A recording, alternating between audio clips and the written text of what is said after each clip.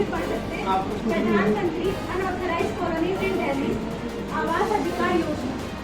मैं फिर से इसका रिपीट करूंगी, प्रधानमंत्री अनऑथराइज्ड कॉलोनीज इन दिल्ली आवास अधिकार योजना। ये स्पेशली रीड आउट करता है कि ये स्कीम दिल्ली वासियों के लिए थी। और मैं ये भी बताना चाहूँगी कि ये स्कीम दिल्ली वासियों के लिए तब आई थी जब दिल्ली में विधानसभा के इलेक्शन थे, तो वोटरों को लुभाने के लिए ये स्कीम लाई गई थी कि देखिए मोदी जी आपकी जो झुग्गियाँ हैं उसे पक्की कर देंगे। तो इनकी झुग्गियाँ क्या भारत की झुग्गियाँ नहीं है? क्या बेटी बचाओ बेटी पढ़ाओ का नारा थोड़ी गाँव के लिए नहीं है? क्या वहाँ की बहन बेटियाँ इस देश की बहन बेटियाँ नहीं है? क्या वहाँ का राम इस देश का राम नहीं है?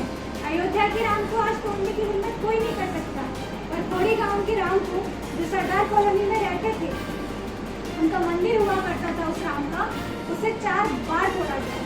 यही नहीं, इस सरकार को गुरुद्वारा से भी एलर्जी है। मेरे साथ हरप्रीत कौर है जो सरदार कॉलोनी में रहती है। ये उस कॉलोनी में जो गुरुद्वारा था, इनके पेरेंट्स और सब लोग मिलके उस गुरुद्वारे की 15-20 साल से रखवाली करते थे।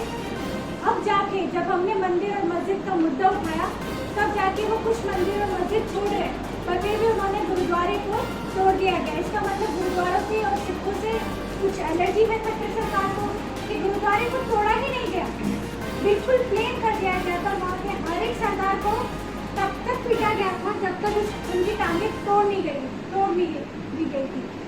और इस बात की गवाह साक्षी ये खुद एक सरदार बहन जी है, हरप्रीत कौर, ये खुद।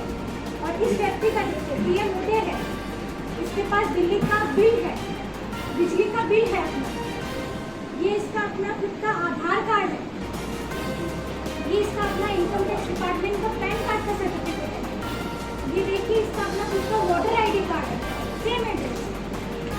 यही नहीं, आधार कार्ड की रिसिप्ट भी आई थी डाक खाने से। और कुछ इस तरीके से उनके पास अपने पास प्रॉपर्टी के प्रूफ है कि उन्होंने वो प्रॉपर्टी इंक्रोचमेंट नहीं करी है। रही बात बिजली का सवाल, तो वहाँ पे 50% से ज़्यादा बिजली अनऑथराइज्ड तरीके से आई थी। जो बिजली माफिया थे उन्होंने वो बिजली पहुँचाई थी, और हर एक बिजली माफिया कम से कम 14 से 16 रुपये यूनिट वहाँ पे चार्ज करता था गाँव वाले से। उन्होंने सबने अपने खुद के एक मीटर लगाए हुए थे। 3-4 बिजली माफिया थे, किसी ने अपना पेट्रोल पंप के पास मीटर लगाया हुआ है, किसी ने 2 नंबर चुंगी के पास अपना मीटर लगाया हुआ है, किसी ने अपना मीटर अंदर 3 नंबर से पीछे जाके लगाया हुआ। वहीं से सारा मेन कनेक्शन से छोटी-छोटी लाइनें सब मीटर बना के वो अंदर बिजली सप्लाई करें। व्यवस्था कर दीजिए। हम आपसे मना नहीं कर रहे हैं कि हमारा घर अगर इलीगल है, हमने माना कि भूमाफियाओं ने मुझे दिया, हमें उन लोग गरीब थे, मजदूर हैं, पढ़े लिखे नहीं हैं, उनका बिना पढ़ाई लिखाई की वजह से वो गलत जमीन खरीद कर बैठे, लेकिन उन्होंने 30 साल की कमाई उस घरों पे लगाया है। बहुत मुश्किल होता है, वहाँ पे ऐसे बुजुर्ग भी रो रहे हैं जिनकी जवान बेटियां हैं, शादी करने की उम्र है, वो ये कह रहे हैं कि हम आत्महत्या कर लेंगे, जिसमें से अभी तक 12 से ज्यादा लोगों ने आत्महत्या कर लिया है। कैसी सरकार है कि देश में बेटी बचाओ बेटी पढ़ाओ, जहां झुग्गी वही मकान का नारा था, कहां गया मोदी जी का नारा?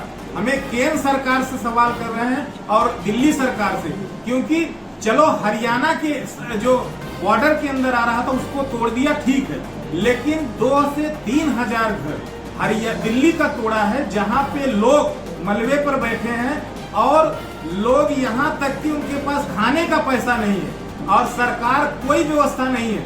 रिहैबिलिटेशन के नाम पे 2-3 पीढ़ियों के पहले का कागज हरियाणा वाले से भी मांगा जा रहा है, जबकि वहां पे हरियाणा में भी जो लोग रह रहे हैं उनके पास 2 से 3 पीढ़ियों के पहले का कागज नहीं है। वो कहाँ जाएंगे? जितना कागज का फॉर्मेलिटी उन्होंने बोला है, मात्र मुश्किल से 5% लोगों के पास होगा, वो 95% लोग कहाँ जाएंगे? तो इस तरह का जो हिटलरशाही है, तानाशाही है, गरीबों को मार दो गरीबी मिट जाएगी। कहे मोदी जी बोले थे गरीबी हम दूर करेंगे, क्या गरीबों को मार करके गरीबी दूर करेंगे? इसलिए हम मीडिया बंधु और सभी के माध्यम से, धरना प्रदर्शन के भी माध्यम से, बड़े बड़े अखबारों में भी आया, लेकिन मोदी जी का कोई प्रतिक्रिया घोड़ी गांव को लेकर नहीं आया।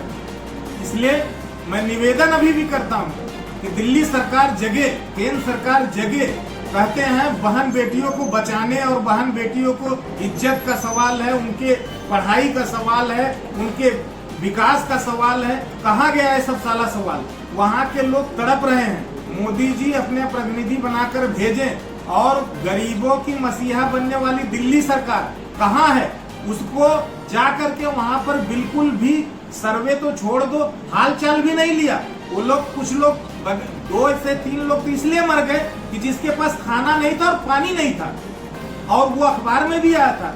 दिल्ली सरकार क्या यही दिखावे की सरकार है या गरीबों क्या झूठी गरीबों का सहारा बनती है? गरीबों का मसीहा बन कहने वाली सरकार कहाँ गई?